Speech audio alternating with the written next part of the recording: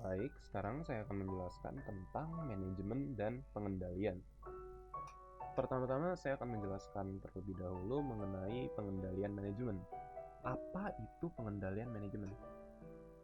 Simpelnya, pengendalian manajemen itu merupakan salah satu sistem yang cenderung mengarah pada pengendalian kegiatan dengan dominasi tinggi dan menyeluruh. Kenapa? Karena untuk memperoleh kepercayaan bahwa strategi dan kinerja yang dipakai perusahaan tersebut itu sudah dilakukan secara efektif dan juga efisien. Lalu, apa juga manfaat sistem pengendalian manajemen ini? Kenapa sistem pengendalian manajemen ini penting? Oke, pertama, yang jelas paling terbenak di dalam pikiran orang-orang, kenapa sistem pengendalian manajemen ini penting? Tentunya karena dengan adanya sistem pengendalian manajemen ini, para manajer atau siapapun yang ada di bagian manajemen itu dapat mengetahui sejauh mana program mereka ini sudah dilaksanakan oleh staf atau karyawan mereka, dan apakah program-program yang dilakukan itu sudah sesuai dengan standar atau rencana kerja di perusahaan itu, dan juga apakah sumber daya telah digunakan sesuai dengan yang telah ditetapkan oleh perusahaan itu sendiri. Lalu bagaimana dengan karakteristik sistem pengendalian manajemen tersebut? Pertama, sistem pengendalian manajemen itu tentunya harus selaras atau sejalan dengan strategi dan tujuan dibentuknya organisasi itu. Lalu, sistem pengendalian manajemen ini juga harus efektif untuk memotivasi seorang manajer ataupun karyawan-karyawannya untuk meningkatkan produktivitas mereka dan juga untuk lebih maju dalam mencapai tujuan organisasi itu dengan cara yang tentunya berhubungan dengan pencapaian tujuan tersebut. Karena jelas tidak mungkin kan sebuah organisasi itu memiliki pengendalian manajemen yang malah tujuannya untuk mendemotivasi para karyawannya. Lalu kenapa ada sistem pengendalian manajemen? Apa tujuannya? Tentunya tujuan adanya sistem pengendalian manajemen ini yang biasanya paling terpikirkan oleh orang-orang itu tentunya adalah karena dengan adanya sistem pengendalian manajemen ini, itu pertama meningkatkan akuntabilitas, kedua memajukan efisiensi dalam operasi yang ada di dalam organisasi itu, dan juga dengan adanya sistem pengendalian manajemen ini, para manajer itu berharap agar apa yang selama ini mereka laksanakan di dalam organisasi itu berjalan sesuai dengan apa visi dari organisasi itu sendiri, apa objektif mereka, apa tujuan mereka. Oke, setelah pengendalian manajemen, saya juga akan menjelaskan tentang apa itu manajemen. Banyak orang mengenal manajemen secara umum itu adalah sebagai sebuah proses yang mengatur kegiatan atau perilaku sehingga apa yang selama itu mereka lakukan itu menimbulkan efek yang baik. Secara etimologinya, manajemen itu didefinisikan sebagai suatu seni yang mengarahkan orang lain untuk mencapai tujuan utama, yaitu tujuan utama organisasi itu, objektif organisasi itu. Lalu, apa saja fungsi manajemen itu? Yang pertama itu ada perencanaan, planning, ataupun penetapan tujuan. Fungsi manajemen yang satu ini bisa dibilang sebagai fungsi utama dari sebuah manajemen itu di dalam organisasi bisnis. Tanpa adanya perencanaan, planning, ataupun penetapan tujuan ini, jelas fungsi lain dalam manajemen itu tidak akan bisa kan bekerja dengan baik. Dalam hal ini, manajemen itu berfungsi untuk menyusun strategi-strategi awal bagaimana mereka bisa mencapai tujuan mereka, bagaimana cara mereka mencapai objektif mereka, tujuan perusahaan atau organisasi ini dibuat pada awalnya. Lalu setelah menjelaskan tentang manajemen tadi, saya juga akan menjelaskan tentang penetapan tujuan dan mengapa penetapan tujuan ini merupakan langkah esensial dalam sebuah manajemen. Menurut saya, cara termudah untuk menjelaskan mengapa penetapan tujuan ini merupakan langkah esensial itu dengan sebuah contoh. Begini, anggaplah kalian dan keluarga kalian itu ingin liburan.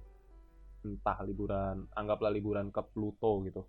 Di saat kalian sampai di Pluto atau kalian sebelum pergi ke Pluto, tentunya kalian harus ada persiapan dulu. Persiapannya itu bisa berupa membawa barang-barang yang dibutuhkan, tapi di sini penetapan tujuan yang saya maksud di sini adalah tujuan kalian di Pluto itu mau kemana. Sebelum kalian ke Pluto, tentunya kalian sudah ada tujuan dong. Di Pluto mau lihat apa? Mungkin mau lihat monasnya Pluto gitu. Di sana untuk bisa kalian melihat monasnya Pluto, kalian membutuhkan peta, misalkan peta di Pluto itu sendiri. Dari situ kan sudah jelas betapa pentingnya penetapan tujuan ini, karena tanpa adanya penetapan tujuan ya kalian tersesat di Pluto, nggak bisa pulang. Lalu untuk organisasi itu sendiri, kenapa penetapan tujuan itu penting? Oke. Pertama itu penetapan tujuan itu penting karena dengan adanya penetapan tujuan ini ada direction, ada sebuah tujuan yang jelas untuk organisasi itu ke depannya mau bagaimana. Oke, jika tadi barusan saya menjelaskan tentang penetapan tujuan, sekarang saya akan menjelaskan tentang bagaimana mencapai tujuan itu, yaitu formulasi strategi sebagai cara mencapai tujuan. Oke, yang pertama itu adalah tahap 1, yaitu pengumpulan dan analisis keterangan strategis, yang merupakan tugas bagi para eksekutif organisasi untuk bisa menilai kecenderungan yang terjadi pada saat ini dan yang akan datang, baik itu dari segi internal ataupun segi eksternal. Lalu tahap kedua yaitu formulasi strategi yang memeriksa beberapa masa depan alternatif dan nyeleksi serta menciptakan profil ataupun visi strategis yang terfokus.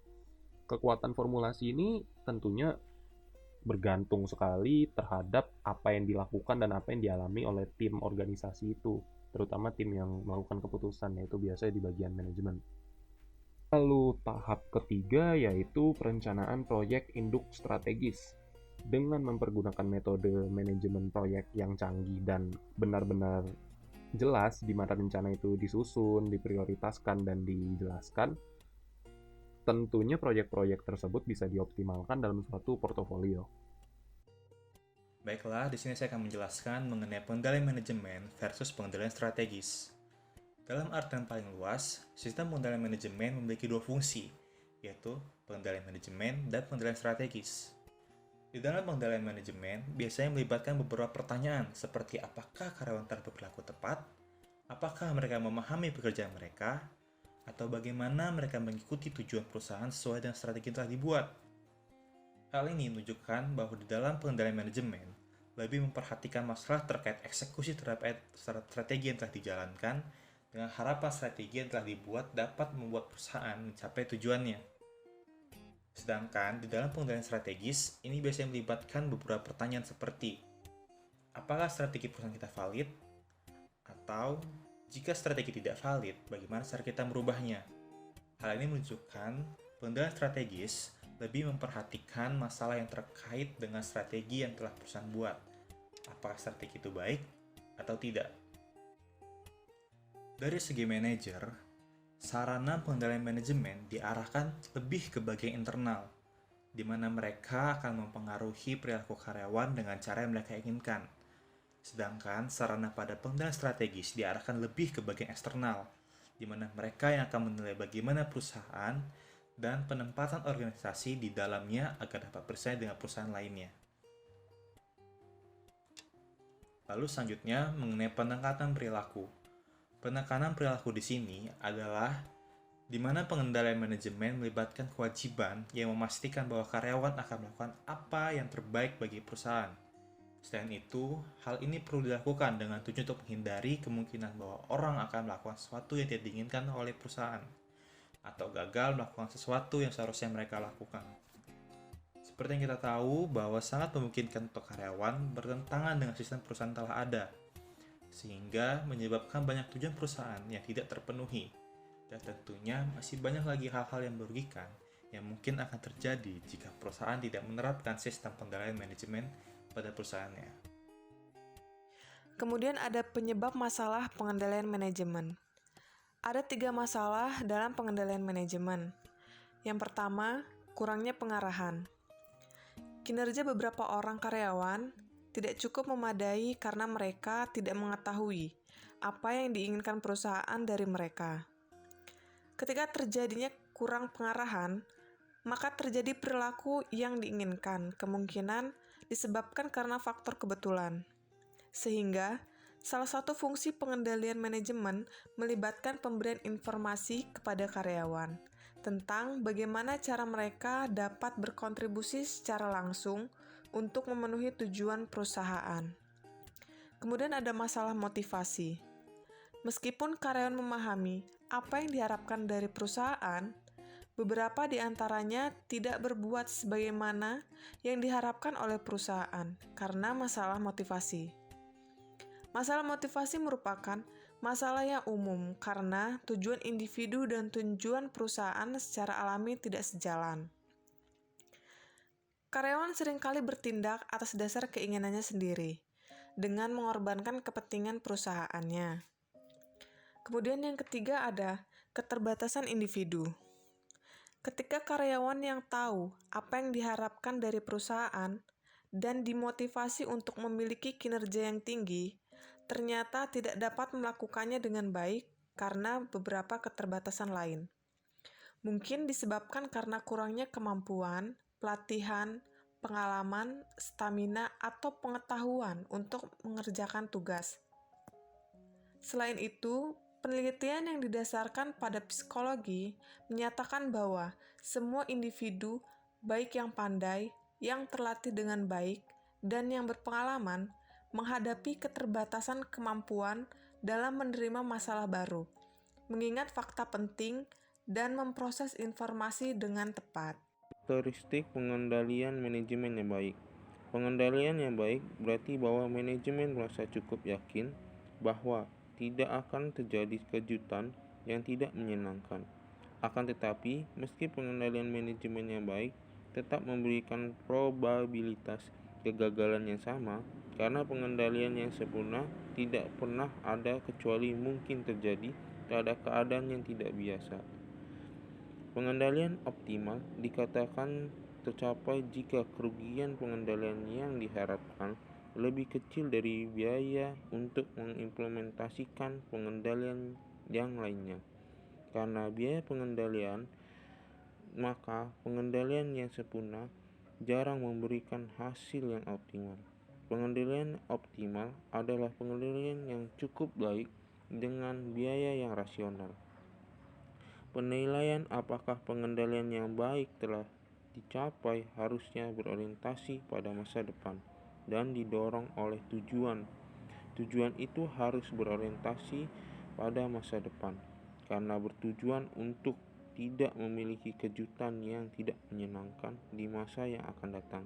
Masa lalu tidak relevan kecuali sebagai petunjuk bagi masa depan. Seperti istilah bahwa berpengalaman atau belajar dari kegagalan sistem pengendalian. Pencegahan masalah pengendalian. Organisasi tidak selalu dapat menghindari masalah pengendalian, namun seringkali hal itu dapat menghindari beberapa masalah pengendalian dengan meminimalkan tipe masalah yang pasti dan mengetahui sumber masalah. Terdapat 4 strategi yang menonjol untuk pencegahan adalah menghilangkan aktivitas, otomatisasi, sentralisasi, dan pembagian resiko. Yang pertama, penghilangan aktivitas.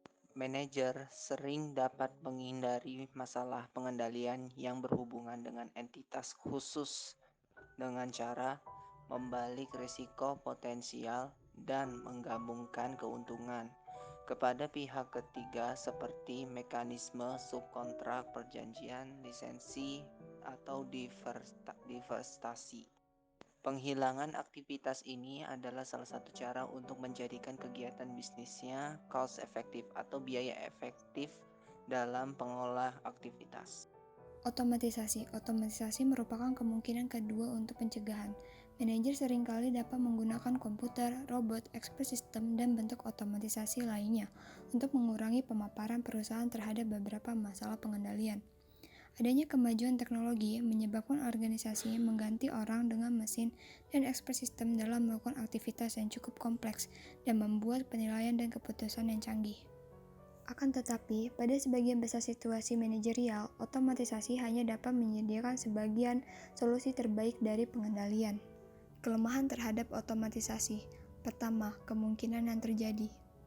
Manusia memiliki banyak bakat, khususnya ketika terlibat pada hal yang kompleks, memerlukan penilaian yang bersifat intuitif, di mana tidak ada mesin atau model keputusan yang mampu untuk menduplikasi. Keterbatasan kedua adalah biaya. Otomatisasi seringkali membutuhkan investasi besar yang mungkin dapat dibenarkan hanya jika dapat memungkinkan produktivitas, sama seperti pengendalian. Akhirnya, otomatisasi mungkin hanya menggantikan beberapa masalah pengendalian dengan masalah lain. Sentralisasi pengembalian keputusan sebagai kemungkinan pencegahan yang ketiga, merupakan elemen penting dalam hampir semua perusahaan yang menggunakan SPM. Tingginya tingkat sentralisasi, di mana semua keputusan penting dibuat oleh level manajer puncak. Hal ini biasa terjadi pada industri kecil, khususnya apabila bisnis dijalankan oleh pendiri atau pemilik.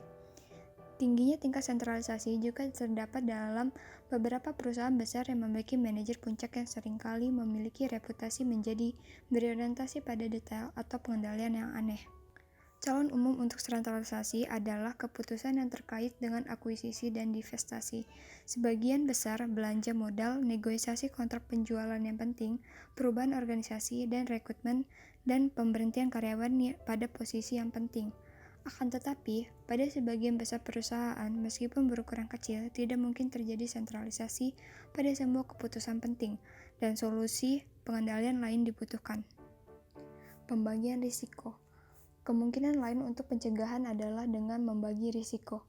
Pembagian risiko dengan pihak luar dapat membatasi kerugian yang dapat terjadi karena perilaku karyawan yang tidak pada tempatnya. Terdapat 3 pembagian risiko. Pertama, fidelity bond. Banyak perusahaan menjual fidelity bond pada karyawan yang memiliki posisi yang sensitif untuk mengurangi ekspor perusahaan. Kedua, asuransi. Membeli asuransi untuk melindungi dalam kemungkinan kerugian besar yang berpotensial dalam perusahaan yang mungkin dapat dihindari. Ketiga, joint venture. Masuk dalam joint venture dan membagikan resiko dibagi dengan partner joint venture. Alternatif penghindaran ini merupakan solusi yang efektif atau membatasi sebagian masalah pengendalian yang dihadapi oleh manajer. Alternatif pengendalian. Sistem pengendalian manajemen yang efektif atau Effective Management Control System adalah sistem pengendalian yang mampu mengarahkan dan memotivasi seluruh personil untuk mencapai tujuan dan mampu meningkatkan potensi seluruh personil sehingga kinerjanya meningkat. Ada 3 alternatif pengendalian. Yang pertama, action control, yaitu bentuk yang paling langsung dari pengendalian manajemen karena melibatkan dalam hal mengambil langkah-langkah untuk memastikan bahwa karyawan bertindak sesuai dengan kepentingan terbaik organisasi dengan membuat tindakan mereka sendiri fokus kontrol. 4 dasar dari action control, yaitu yang pertama, behavioral constraints, yaitu bentuk negatif dari action control. Metode ini membuat individu tidak mungkin atau paling tidak sulit untuk melakukan tindakan tertentu yang tidak seharusnya dilakukan. Yang selanjutnya adalah pre-action preview, yaitu pengendalian dengan cara sebelum action dilakukan review dulu untuk mendapatkan approval. Yang ketiga, action accountability, pengendalian dengan meminta pertanggungjawaban terhadap apa yang dilakukan pegawai. Yang keempat, redundancy, yaitu melimpahkan suatu tugas pada tim atau di-handle mesin seperti sistem security atau computer facility. Jenis pengendalian yang selanjutnya adalah result control. Result control berbicara mengenai target yang dapat dikuantitatifkan seperti target realisasi atau penyerapan anggaran yang dilakukan satuan kerja atau target kepatuhan satuan kerja dalam mengirimkan perencanaan kasnya. Kontrol berbasis kinerja yang dapat juga mempengaruhi perilaku para profesional terhadap konsekuensi atas tindakan yang diambil. Pengendalian manajemen yang terakhir adalah personal cultural control, yang merupakan mutual monitoring yang mendorong adanya untuk saling mengontrol satu sama lain ketika terjadi penyimpangan. PT Formula 1 Internusa adalah sebuah perusahaan yang bergerak di bidang pembuatan obat nyamuk bakar. Perusahaan yang menerapkan sistem pengendalian manajemen di mana unit bisnisnya diperlakukan sebagai pusat pertanggungjawaban. Untuk menilai penerapan sistem pengendalian manajemen yang sudah dilaksanakan oleh PT Formula 1 Internusa, maka perlu dianalisa desain sistem pengendalian manajemen yang sudah ada dan memberi usulan terhadap sistem pengendalian manajemen tersebut. Metode yang digunakan dalam penulisan ini adalah pengamatan langsung di lapangan, yaitu pada PT Formula 1 Internusa dengan cara antara lain wawancara dengan karyawan-karyawan, manajer menengah hingga kepada top manajer perusahaan, mempelajari laporan-laporan yang telah dibuat, job description, dan dokumen-dokumen penting yang berisikan kebijakan mengenai pengendalian manajemen. Dalam pengamatan langsung ini diketahui bahwa falsafah, misi, tujuan, dan strategi perusahaan yang telah ditetapkan sudah sesuai dengan keadaan perusahaan saat ini. Corporate culture dalam perusahaan ini cenderung menunjukkan ketergantungan kepada top manager. Pengamatan terhadap struktur dan proses pengendalian manajemen diperoleh bahwa organisasi perusahaan telah memperlakukan unit bisnisnya sebagai pusat pertanggungjawaban.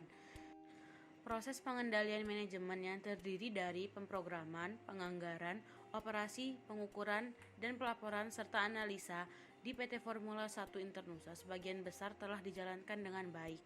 Secara garis besar, PT Formula 1 Internusa telah menerapkan sistem pengendalian manajemen yang mendukung tercapainya tujuan perusahaan. Saat ini yang perlu mendapat perhatian serius dari perusahaan itu sendiri adalah masalah sumber daya manusia yang mampu mendukung penerapan sistem pengendalian manajemen sehingga tujuan perusahaan dapat tercapai, mengingat bahwa untuk masa mendatang PT Formula 1 Internusa tentunya akan membuka banyak unit-unit bisnis baru.